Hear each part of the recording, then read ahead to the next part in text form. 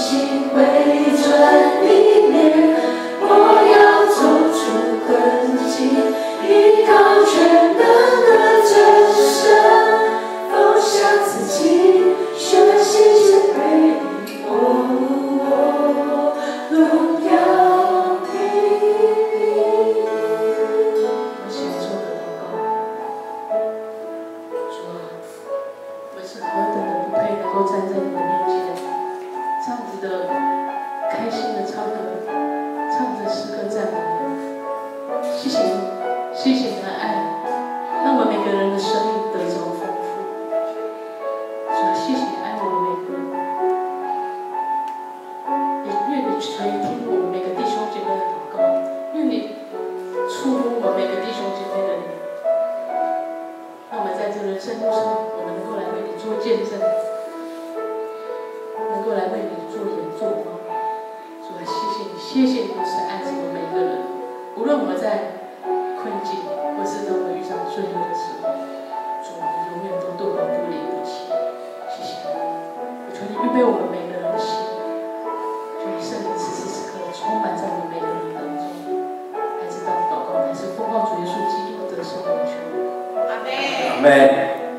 喝我所赐的水，就永远不渴。我所赐的水，要在它里头成为泉源，直涌到永生。正道，我们请黄牧师，他的题目是活水涌泉。好，各位弟兄姐妹，大家平安。平安。今天的这段经文呢，在约翰福音第4章的这段经文，它其实是在叙述，就是耶稣在有一天的日正当中，正热的时候，来到撒玛利亚这个地方。当时耶稣他感到相当的口渴，我想在日正当中的时候，应该每个人都会觉得非常的口渴，非常的口渴。那他就来到一个井旁，一口水井的旁边，希望能够止渴。那这个时候呢，就有一位撒玛利亚城的妇人来到井旁要来打水。这个撒玛利亚妇人她有5次失败的婚姻，她结婚结过5次。然后呢，然而她在那个时候呢，她并没有在一个婚姻状态，她跟一个男人同居。所以在撒玛利亚这个城市里面呢，她是一个不受欢迎的妇人。因此，她为了避人眼目就利用中午的时候去井旁打水。我们要知道，在那个时候打水，中午正热，很少会有人做苦力，通常都是在清晨，天刚亮的时候打水。一方面呢是可以供应一大早就是家里就需要一些水用水那他为什么在中午打水呢？因为中午的时候都没人嘛，那他又是一个在道德上对于大家在大家的眼里，他是一个道德上可能有一些缺乏的人。所以呢，大家都会八卦这些八卦新闻、八卦消息，对他指指点点。这个撒玛利亚妇人为了避开这样子的被指指点点的情况呢，他就利用中午正热的时候出来打水。可是很不幸，本来他想说没人，就一看哇，怎么井旁坐了一个男子？他不知道他是耶稣。这个男子他就产生了防备心，因为他的装扮，他一看是犹太人，那个男子是个犹太的男人。犹太人跟撒玛利亚人之间，其实他们因着宗教文化上的差异，平常是不相往来的，甚至是有一些敌视的状态。当耶稣坐在井边，看着这一位撒玛利亚妇人充满防备心前来井旁的时候，耶稣就主动向他说话。耶稣主动向这位撒玛利亚妇人说：“请给我水喝，请你给我水喝。”面对不同的族群、不同文化、不同宗教，面对充满防备心的人，耶稣主动开启对话，打破彼此之间的隔阂。耶稣首先他要让撒玛利亚妇人知道说，这是日正当中的时候，你口渴，我也一样口渴，同理心就这样建立起来。再来就是因为我们都知道，耶稣他在成年传道，他在四处传道的时候，遭到许多人的不谅解，甚至他家乡的人也不谅解耶稣。所以同样是被自己家乡人排斥的这样子的一个角色，这样子一个情况呢，耶稣可以体会撒玛利亚妇人不被认同的无奈跟心酸。与撒玛利亚妇人，这个撒玛利亚妇人她的生理状况，就是她口渴、口干舌燥这样的生理上的状况，也反映了他生命当中的境况。口渴，我们都是立即性的，我们马上很本能的想要找水喝。可是当我们的生命出现干渴、生命出现状况的时候，往往我们会像温水里的青蛙，充满了无奈，然后很多事情又没办法去做，就只好一步一步的看着自己走向死亡。但是呢，也没办法，很多事情我们都无可奈何。这位撒玛利亚妇人，她将自己的幸福投射在她的另外一半，所以她不断的有婚姻，一次又一次，5次的婚姻都失败，然后又一次，最近的这一次就是同居的关系。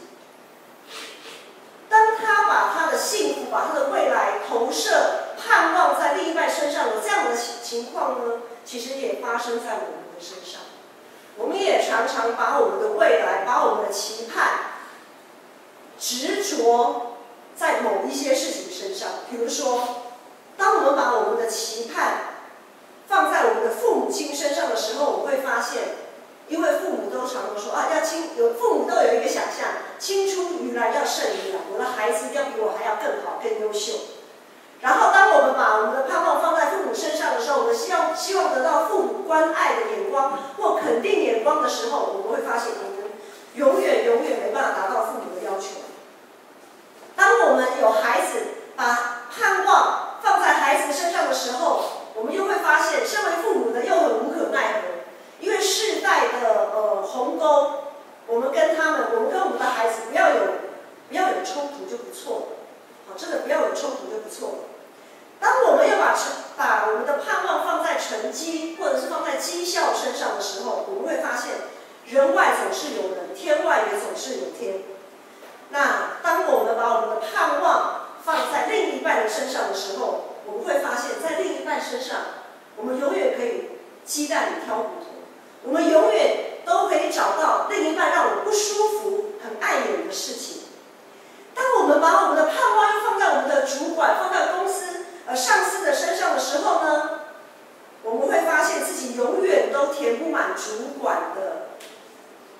那个期盼。为什么？因为好还要再更好，对不对？主管都会告诉你，你这个业绩做得不错，你成绩考得不错，但是呢，好还要再更好哦。如果我们把盼望又放在同事、同才、同学的身上，我们就要常常像相知变色龙一样，按着我们的环境，按着我们的同才，常常在变色、变颜色、变化颜色。我们要一直维持一种在人际关系上的平衡。当我们把盼望又放在客户身上的时候，我们又会发现，客户的眼光常常在漂移，在寻找新的商品、新的刺激。所以很多时候，各种情况，我们都会常常和这位撒玛利亚妇人一样，在生命的历程当中，我们充满了错误的期盼跟执着。弟兄姐妹，你们现在有执着在哪一个点吗？我们是不是任由自己一直处在一种没有办法得到满足那种干渴的状态？今天他走向了耶稣，耶稣在井旁等他。他看到耶稣，他并没有说啊，好吧，有一个人在那边，让我回头了。他继续往水井的方向走。当他走到耶稣旁边，耶稣告诉他说：“就是今天的这2句经文，我们一起来读今天这2句经文，约翰福音书4章13节到14节，我们一起来读，请。耶稣回答说：“凡喝这水的，还要再渴；人若喝我所赐的水，就永远不渴。我所赐的水要在他里头成为泉源，直涌到永生。”没错。这个撒玛利亚妇人，她一直在她的世界里寻找活水，但是呢，耶稣说，这个水喝了还会再渴，唯独到我里面来，你才可以找到那永远不干渴的活水。撒玛利亚妇人在跟耶稣后来又做了几次的交谈以后，她总算能够明白耶稣的意思。如今我们在耶稣基督里。若你是在耶稣基督里，若你有受洗，你有归入耶稣基督，你的生命也应该有活水涌流。如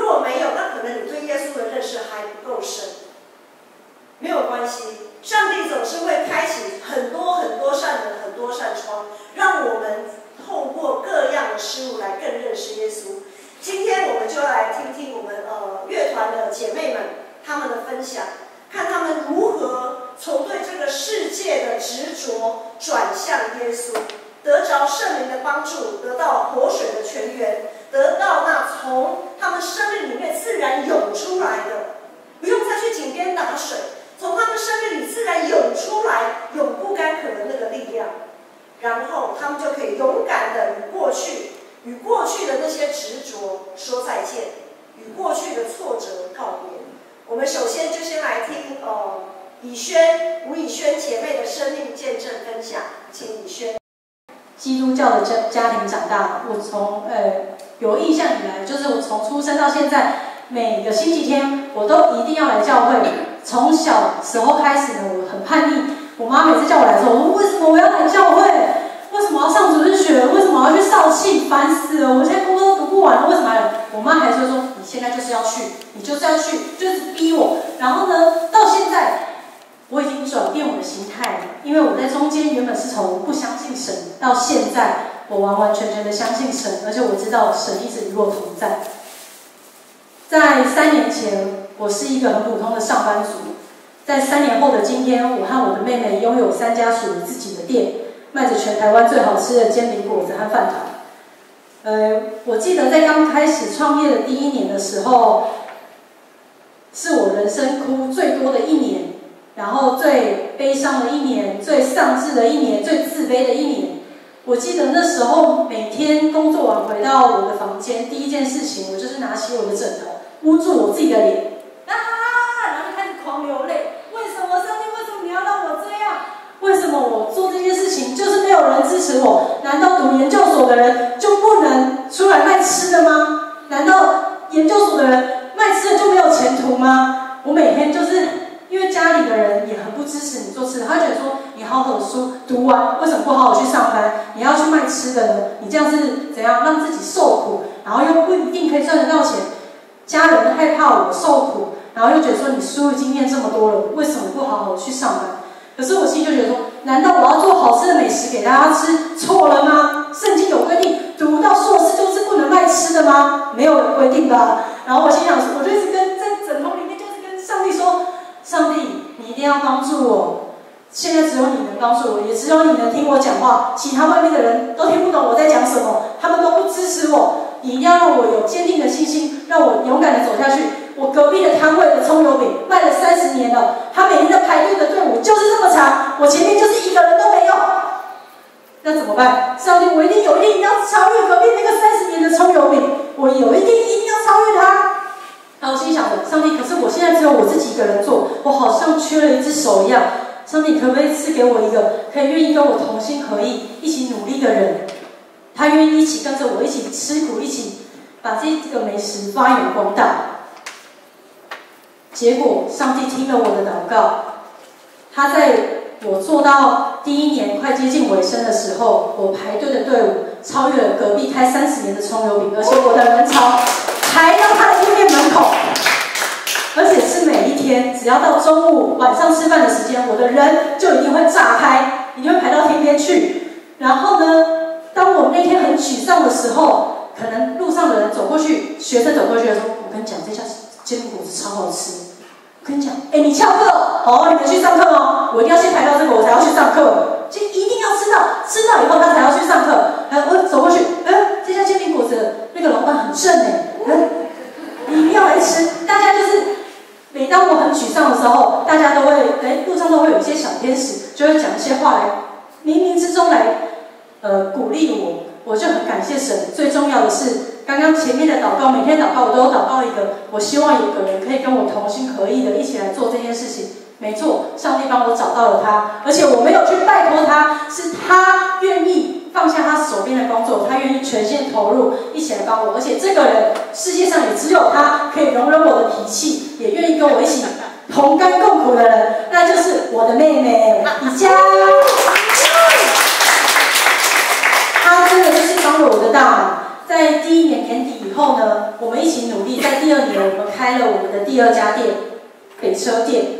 那我们一开始的时候充满了冲劲，充满了信心，我们一定要杀他个片甲不留，我们一定可以杀出一片天。然后我们就抱持这样的信心，每天都很努力的做，很努力的做。到了我们开了到第6个月的时候，我们在滑网络上的消息，滑到了一篇令我们心里很沮丧。我们看到有一家也是开煎饼果子的，在台湾卖煎饼果子的人很少，然后他也是卖煎饼果子，可是他从招牌、布帘、口味到所有的东西都是模仿我们的，但是他被很知名的网络平台叫波波代理，他被他们报道了这个美食，所以他们生意变得很好。我每天梦寐以求，就是波波代理的小店可以走到我的店门口，默默买了我的煎饼，默默的吃了一下，不用花任何钱。他觉得哇，这东西好好吃，他会帮我报道。没有，结果他报道了一家全部都是模仿我们的东西的人。我当下我跟我妹妹心里非常沮丧。那1个月我们在工作的时候魂不守舍，没有心情工作，就觉得说我们这么的努力，怎么会遇到这种事情？明明报道的应该被报道是我们啊！我每天回家一样是流泪的跟上帝祷告，上帝啊，不应该是这样吧？你知道我们有多努力，你派了妹妹到我的身边帮助我，你让我走到了现在的第2家店，你不会这样子亏待我，你不会这样子对我。主啊，到底该怎么办？我没有钱去做任何的行销，我没有钱去做任何的广告，因为一则广告打下去就是要6万、10万。我就跟神说，我没有这种钱，到底该怎么办？就在我们很沮丧的那个月，突然有一天晚上，我接到了一通电话，他一拿起来，他说：“喂，请问是就筛煎饼果子的老板吗？”他很严肃，然后我想说，我现在遇到了，已经心情很差，你现在是要来跟我投诉什么东西？我说：“对，我是。”然后他说：“你好，我是台视的记者，我想要来专访你的煎饼果子。”我当下听到的时候很震惊，我说：“你这个是要钱的吗？你要钱要6万块，对不对？我不需要哦。”我心里就觉得，哎，又是一个来打广告，又要我去买这广告。他说不用，因为我在前几天我的朋友吃到你的煎饼果子，他拍照给我看，他看到他说这个东西在台湾很少人在卖，而且这家好吃好看，又是2个姐妹一起创业，这个很有报道的素材。然后他就说，所以你们是免费的，其他人来直接去找他们的话都是要钱，都要6万块。他说，所以你们是免费的。就这样，我们接下了这个他来专访我们。我觉得一开始我觉得听到这一切，我挂掉电话后，我觉得这一切都是梦啊。我跟我妹妹互看，我们2个没有讲话，但是我们心里知道，上帝出手了，这一切都超乎我们的所求所想。这个是拍摄当天的状况。当天呢，在前一天的时候，我很害怕当天现场没有人，记者拍起来的话会不好看，所以我请教会的一些兄弟姐妹还有牧师他们到现场支援我们，总共来了4位，其他所有的人都是当天自己来的，我们没有叫没有任何偷藏的人，其他都是现场看到的人自己来买的人，所以当天拍摄情况就是这么多人已经排到了红砖道，然后记者还说：“你们每天这么多人，吓死人！我们等一下有没有时间采访？”他们还会紧张说：“等一下有没有时间采访？”所以那天也采访到了很晚。真的很感谢神，在这一切当中都是超乎我们自己所求所想的。然后这是那个拍摄之后在电视上播出的状况，在台视播出。然后在从头至尾呢，很不支持我做这个，就是我的家人还有我的父亲。但是在播出的这一天，记者告诉我说，播出的是哪一天？他说是12月15号。12月15号是什么日子呢？是我爸爸的生日。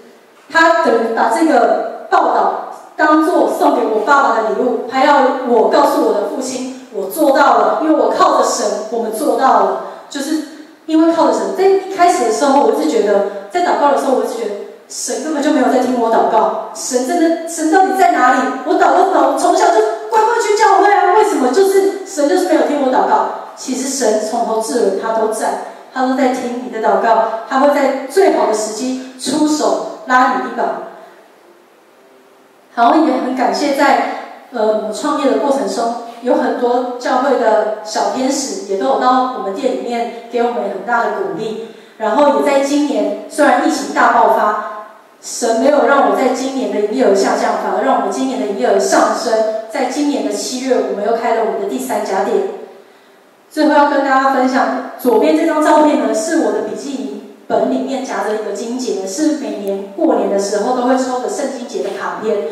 它上面的经节写说，神为爱他的人所预备的是眼睛未曾看见，耳朵未曾听见，人心也未曾想到的。没错，这件事情就活生生的发生在我的身上，相信也会发生在大家的身上，因为只有神是我们唯一的依靠，唯一的拯救。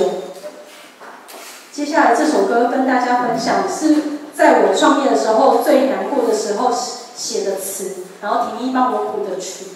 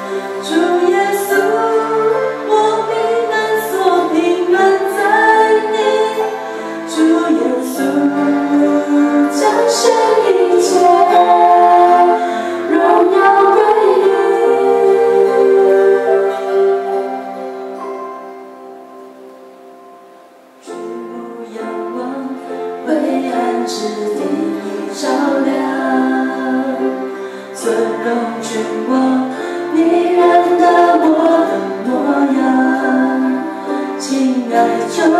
主。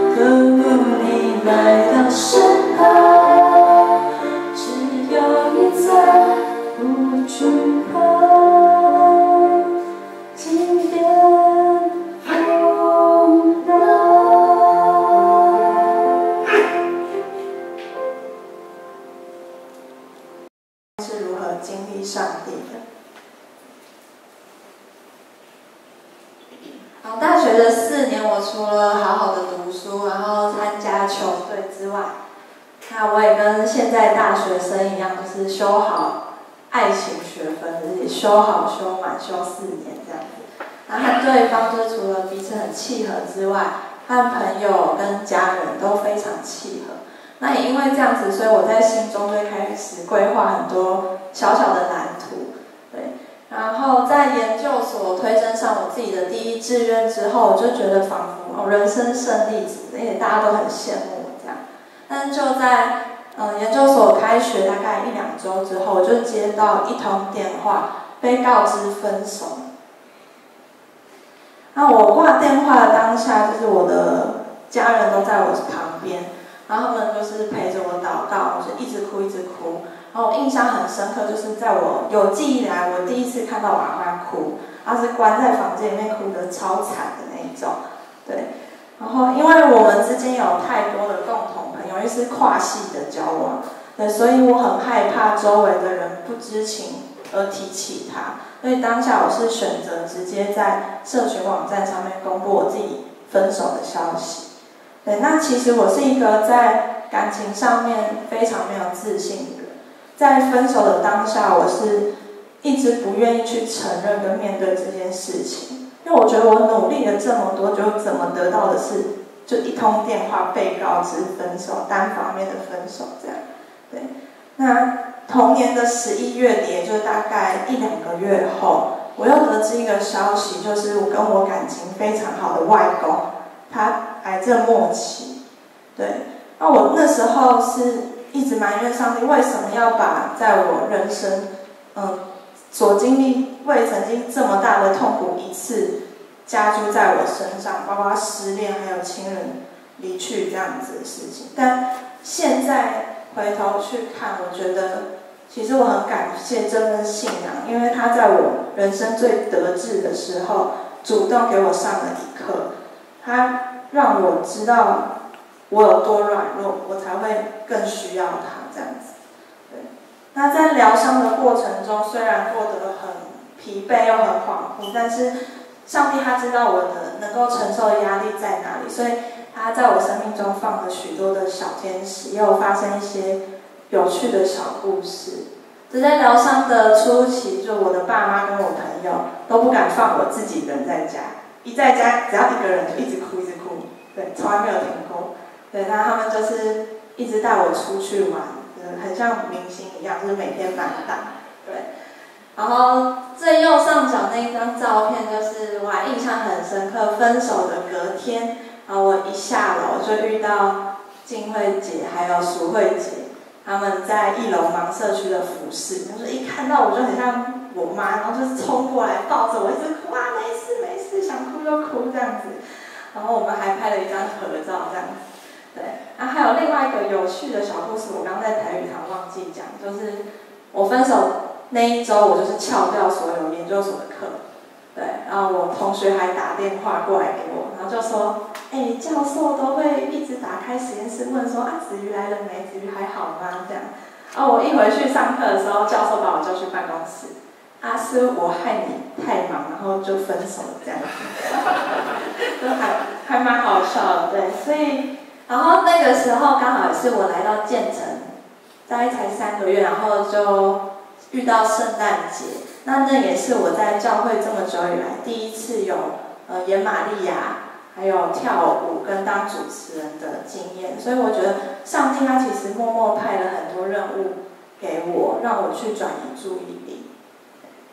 那大家可能就想说，我好像恢复的也蛮好的，才3个月就好。然后我因为了观察自己的状态，所以我在这1、2年都有写日记的习惯。然后在第3个月的时候，日记写到说，好像认识自己更多，但是压抑得很痛苦，发现自己不喜欢在别人面前掉眼泪，害怕伤害身边的人，有一段时间都哭不出来。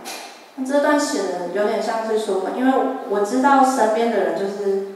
非常的照顾我。然后我不想要让他们失望，不想让他们感到难过，所以我一直没有办法表现出来。那我觉得在疗伤的过程中，有很多这种情绪拉扯是很正常，只是重点就在于说我们敢不敢去面对这个伤口。因为我们唯有去面对这个伤口，我们才能更认识自己，也知道神在我们这个生命当中所要计划的是什么事情。对，那时间拉到1年后的日记上面写着说，我用失恋认识真爱。当我们能体会神对我们的爱，伤口就会从心底的深处愈合。因为神从来不靠感觉吸引我们靠近他。到分手后到现在已经3年，然后我很喜欢我现在有的工作跟生活，还有教会的服事。然后虽然我不确定下一段感情会不会是我理想中的那个样子，但是上帝他告诉我说，要把一切的事情都要把它放在首位，对，然后要把未来一直放在祷告当中。那接下来这首创作是描述了我在这3年间与上帝的关系，不仅是在感情，在我感到很难过、绝望的时候，我会一直紧追着它不放。但是在我很得志，好像要顺遂起来的时候，我就一直自顾自的往前走，把它摆在后面，看重人的感觉，更看重胜于神。所以，这首歌就是写了我这样起起落落的日常生活当中，我能够感受到，其实上帝他一直都在，他还是陪在我身边，他知道我的需要，他知道我的软弱。那以西结书34章16节写道：失丧的我必寻找，被逐的我必领回，受伤的我必缠裹，有病的我必医治，只是肥的壮的我必除灭，也要秉公牧养他们。那不管我们离开上帝多久，要鼓励大家都不要放弃回到他的身边，因为他从来不放弃与我们一起找回最起初单纯依靠他的那个模样。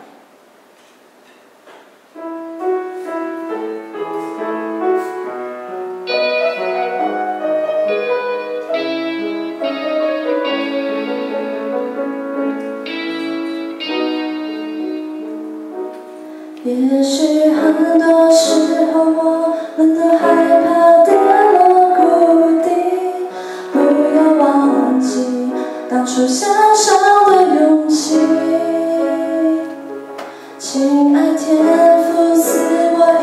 颗更爱你的心，每一天我要更多更多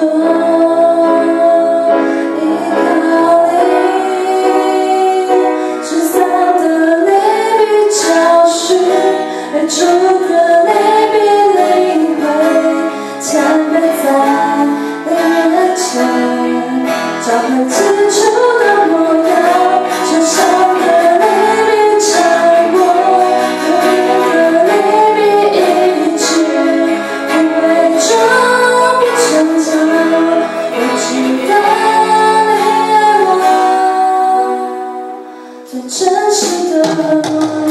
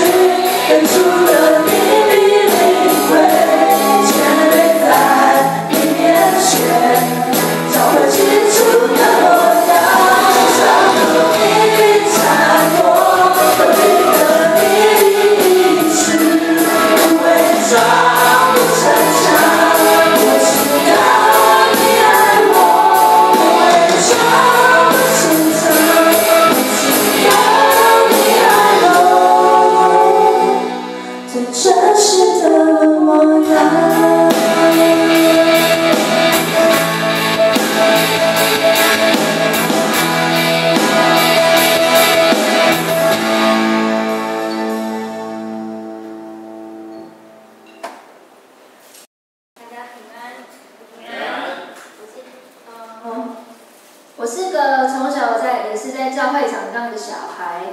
那就是我的家庭的爸爸妈妈从小都很支持我任何决定，不管是学校或者是工作上，他们都是很支持我，所以从小我就是在一个充满爱的家庭。那不管任何事上，我都有很好的后盾。那这样子以来，我20几年的人生都一直很顺遂。那是直到我大学毕业的那一年，我有了一个人生非常大的课题。那一年我的肩膀酸痛，很痛，所以我去照了 X 光。那意外照到了一个有这么大颗的肿瘤，7、8公分。那时候22岁的我，那时候人生才刚要起步，才刚开始第1个月的工作，我就被医生宣判我的淋巴癌。这就是癌症。那个时候的我是没有办法自信，我是这么的生活作息正常，那我也是个很乐观的小孩，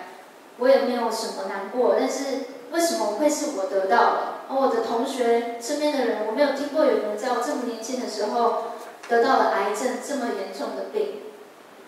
那因为这样子，我的父母家人都很焦虑、很恐惧，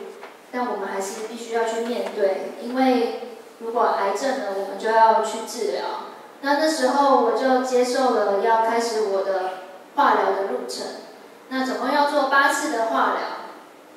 化疗的感觉是，就是你打完了化疗药剂，你会有很多副作用。那副作用就是你会不断的呕吐，然后你吃什么东西，你基本上你就会想吐出来，但是你又不能不吃，因为你不吃的话，你就没有抵抗力去对抗癌细胞。所以那时候很多时候妈妈煮了很多肉，红肉还有鱼，你就是要硬吞下去。那很多时候其实我是配着水，然后把它又吞的这样一口一口的吃，甚至妈妈可能是喂鸡汤，要不断的给我补充抵抗力这样子。然后有时候的晚上我没有办法平躺着睡觉，我记得有很多个晚上我是坐着睡觉，因为我的胃食道逆流，然后胃胀气，我要不断的一直按摩我的胃，我才能觉得舒畅，所以我是坐着睡着。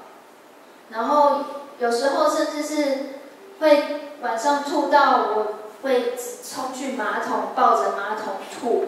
不停的吐到后面我都直接坐在那里睡觉，因为我跟我妈说我不想这样来来回回走来走去，我就让我睡在这吧。所以那个过程是很痛苦的，但对我来讲我还年轻，我当时就想说我忍着呀，就可能就过了。就这样子1次、2次、3次，做了8次的化疗以后，就终于结束了我8次化疗。那8次化疗后是半年以后，我要来医院的看诊间，我要来看我的报告，就是我的癌细胞经过8次化疗有没有死掉这样子。我记得那一天我是带着蛮开心的心情，因为我一直深信我8次我治好了。我还跟我爸妈说，晚上就订个火锅，这样可以庆祝一下我重生咯。那就这样子，我用这个心情进入了诊间，然后我看着医生，看着我的辫子，拿着滑鼠这样一直动来动去，看着片子，他一直皱眉头，然后不讲话。然后我就说，医生，那个片子怎么了吗？他想了很久很久，他对我说，你这个报告就是你的肿瘤7、8公分完全没有消，而且它变更大了。然后我当下听到是，天哪，怎么可能？我做8次化疗，你跟我说肿瘤更大，我说所以是没有药可以医治，我可能会死吗？就是我当下竟然问他，我是不是有可能死？医生对我说，马偕医院就只能帮你做到这，因为你的癌细胞太顽固了，你很年轻，我们的药都没有用，你只能现在赶快去台大医院做骨髓移植的治疗。骨髓移植的治疗，我当下跟我妈听到是，真的是腿是瘫软的。那个不是就是连续剧你才听得到，配对失败什么的，你可能会死亡的那一种很可怕的病情。那我已经有点忘记我当下是怎么走出医院的，我只记得我走出医院的时候，好像人生就是全部都是黑白，我很绝望，非常绝望，因为我会觉得我努力了8次，我也顺服着上帝给我功课，我努力做了，竟然是被宣告失败。我当下甚至有在开始恐惧，我有没有可能会死掉这个问题。那当时有很多，因为我是教会长大小孩，很多大家的亲友，还有教会的兄弟姐妹不断鼓励我。有人写信给我，有人来家里当我代祷，给我勇气。那也有人做诗歌给我听，有不断的让我重拾一点找回信心。那就这样子，我还是要接受，因为我的肿瘤一直在变大，你不动它就是可能到10公分。我很快的就到了台大医院做我第2次的治疗，就是骨髓移植。介绍一下骨髓移植是，在做骨髓移植之前，你要先做完4次的高剂量化疗。那第1次我刚刚讲马街那个化疗，其实你只要打3小时而已，而这次是96小时，是时间拉长到5天4夜。我的那个剂量是96小时不停的打入我的血液里面化疗的药，而且它的药剂是更重。医生对我说，你要有心理准备，你的痛苦会比上次再痛苦好几倍，修复时间更久，甚至到10天、20天，你才会没有副作用。我非常的痛苦，这个高剂量化疗我吐的时间更久了，甚至我免疫力到非常低的时候得了蛇皮，然后还被坐着轮椅，蛇皮是你的神经全身痛到没办法睡觉那种。那我是被坐着轮椅哭着去里面就是急诊，然后除了是身体的痛苦外，我觉得那时候的心灵上也是已经很难熬了。然后我记得那时候在病房住的有一次是，我隔壁有一个跟我的一样的淋巴癌的姐姐，她在半夜的时候突然一直对她爸说：“爸，我不想活了，我不想再治疗下去了。”她连续这样轰炸了3、4个小时，不停的说她不想活了。而我就在她隔壁，我半夜没有睡，一直听她说她也不想活。听到后面，我也觉得我好像有点不想活了。你这样子，我们没有一个好像一起努力的那种感觉。那一次也是造成我心里有开始恐慌。那一个晚上，我呼吸突然没办法正常呼吸，非常急促到护士马上拉进来了氧气筒给我，让我镇定下来，打了镇定针去稳定我的情绪。所以高剂量化疗的治疗是非常的难过痛苦，但我还是做了1次、2次、3次，直到第4次的时候，我的那个临界点已经应该爆炸了，就是我就是不想再进去医院这件事，我很逃避。那一天我把妈妈叫进来，我说妈，你可不可以帮我打电话给医生说，我不要做了，我觉得太痛苦了，我想要放弃。然后我就不停的大哭，我说为什么我会发生这种事情？我这么年轻，做这次也不知道会不会成功。那上帝，你到底在哪里？我不断的抱怨说，我觉得上帝是假的，你根本不知道我在受苦，我那么爱你，你让我受苦成这样，失败了那么多次。那一天，我妈对我说，她抱着我大哭，也是气大哭，就说：“那你就大声跟上帝呼求吧。”那是我第1次是在房间就大哭，然后不停的说：“主啊，求你救我！我真的好痛苦，我真的是快要放弃了。你可不可以让我知道，你知道我是谁？我知道我在这受苦。”然后就是这样子呼喊着，我就睡着了。我记得那一天晚上，我做了一个梦，那个梦里是在我家的客厅里面，然后爸爸正在看报纸，哥哥在看电视，那我是坐在这个位置嘛，这边有一个很大的落地窗，我就对我爸和我哥说，那边有一个很大的云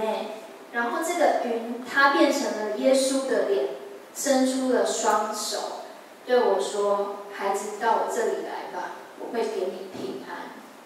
然后我起来的时候是流着眼泪的，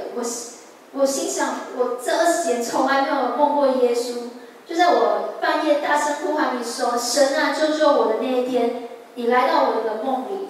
你不止回应我，你甚至还安慰我，告诉我你在这里给我平安，叫我不要害怕，不要惊慌。神回应了我，让我又重拾了一点勇气，让我有勇气做了最后一次的高剂量化疗。那经过医生的诊断后，我终于有资格可以做骨髓移植了。那骨髓移植呢，又更可怕了，因为它是要住到无菌室里面1个月。那最恐怖的时间是你会有几天，大概1个礼拜，你的白血球会变到0。那很多人是因为白血球0的时候被感染得败血症而死亡，所以我进去前我是有签有可能会死亡的那种同意书，就是会有很大的风险，可能会那样。所以你进去的时候是只有1个人可以陪伴，就我妈妈，然后她就是要穿无菌衣，全身装扮好，然后所有的食物都需要经过消毒，手机要消毒，是全程都是非常高级的，就是要卫生习惯要做得很好。看一下，就是当时是我爸跟我哥他们会透过玻璃，然后就给我打气，这样他们进不来。那还有好朋友，就是隔着玻璃打气，有宇翔，然后还有后面有定信，他当时也有来。其实有很多好朋友有来，那照片就是目前有点就是后来没找到这样子。那这个是我妈，她最辛苦，她在里面陪我了25天，她穿无菌衣，然后全程那时候的过程，每一天我的粪便、我的尿都是我妈妈去帮我测量，然后要记录下来。就是过程中是妈妈一路的陪伴。在那个过程中，无菌室里，其实我有几天我有点没有意识了，是因为不停的发烧、呕吐，那个已经有点到没有意识自己在干嘛。那我记得在没有意识的那几天的某个半夜，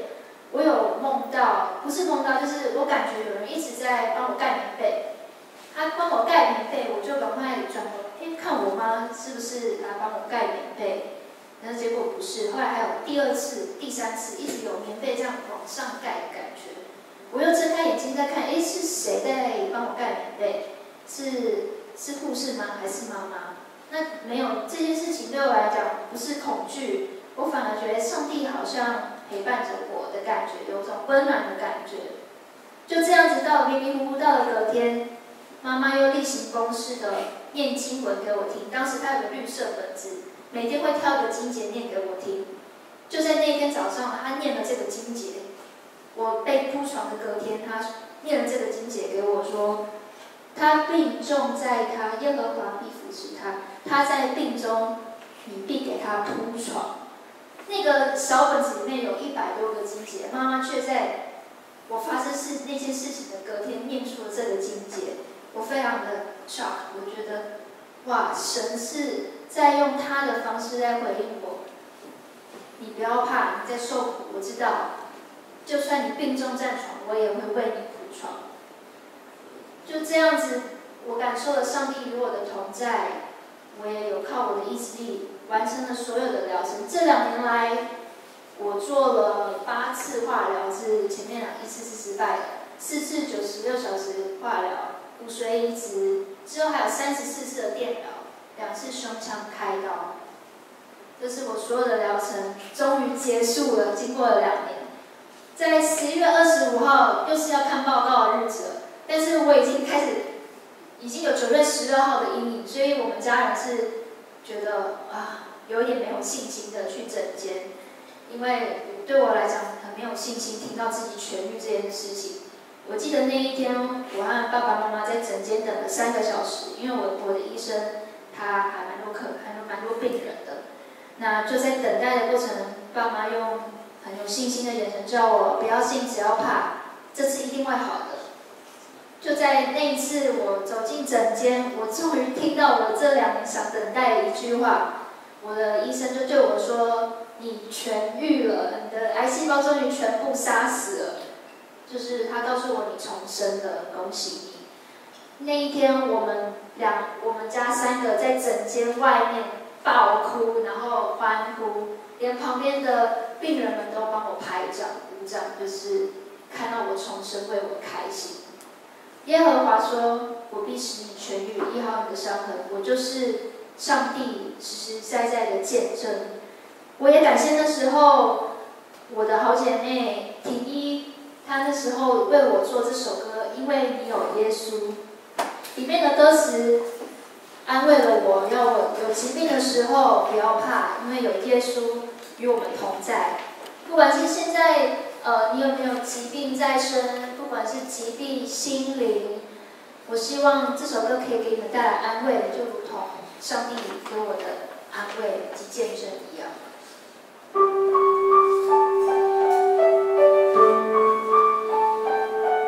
我相信耶稣在你的生命里会为你的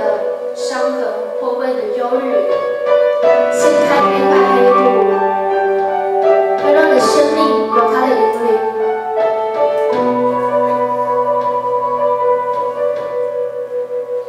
不要怕，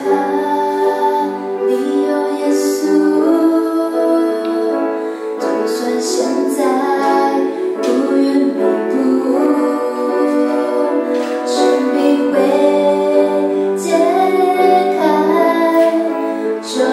块黑布，有信心面对痛苦。这疾病必然恢复，不同的是你有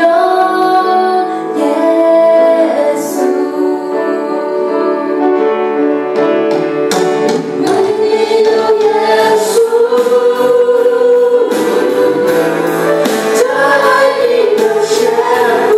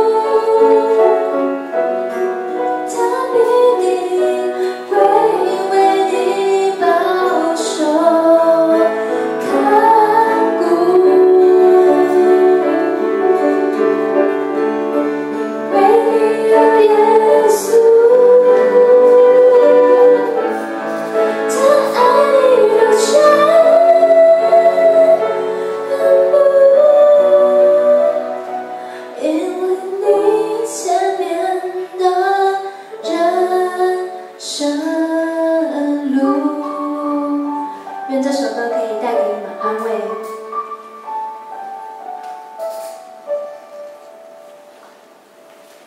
弟兄姐妹，我不晓得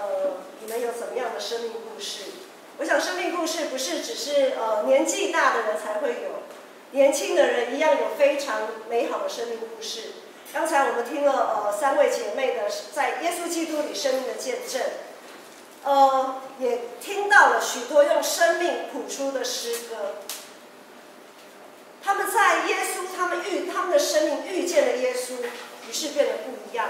就像那位撒玛利亚妇人，她遇见了耶稣，生命变得不一样。然后她跑去做见证。整个撒玛利亚城本来是很拒绝排斥犹太人的，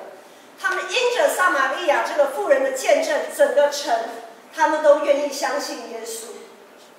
我不晓得大家对于耶稣的认识有多少，可能有的人还不认识耶稣，可能有些人你即便信了主，你对耶稣的认识还不够深刻。但是耶稣总是会向你们敞开双臂。当你们生命碰到干渴的时候，不要忘记，耶稣永远在你的前面等着你们。耶稣在井边等着撒玛利亚妇人。耶稣在刚才的我们这些敬拜团的团员，不论是他们的生命、他们的诗歌，耶稣一直都在。耶稣也一直在你的生命当中。只要我们愿意向他走去，只要我们愿意向他走去，我们每一个人的生命都可以不一样，都可以涌出活水，永不干渴的活水。这个时候，邀请大家一起起立，来唱这首回应的诗。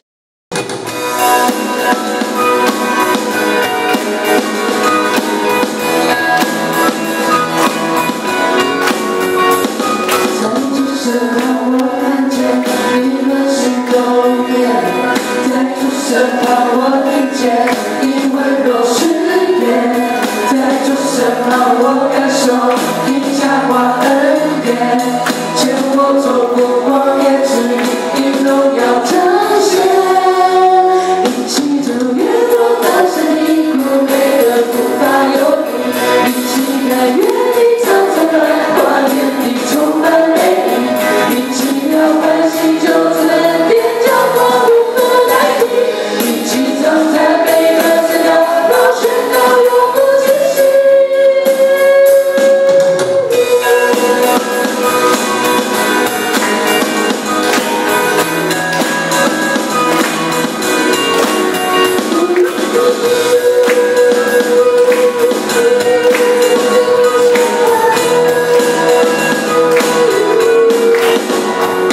在主身旁，我看见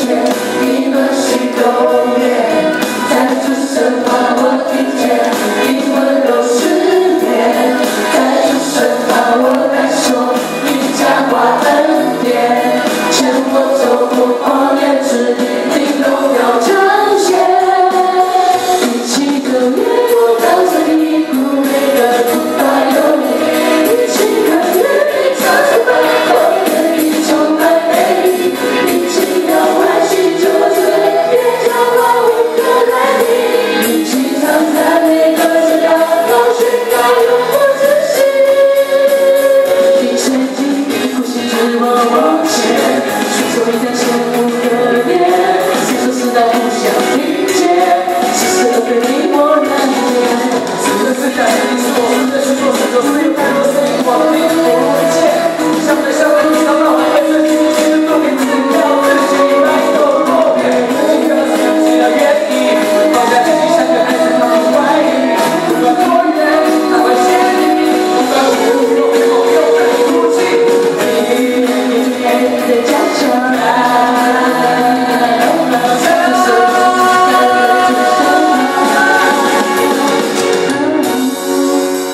一起走越过高山低谷，每个步伐有你，一起和原地长长的花园里充满美丽，一起让欢喜救主的恩典交换不可代替，一起唱赞美歌声，要让宣告永不止息，一起走越过高山低谷，每个步伐有你，一起看原地长长的花园里充满美丽。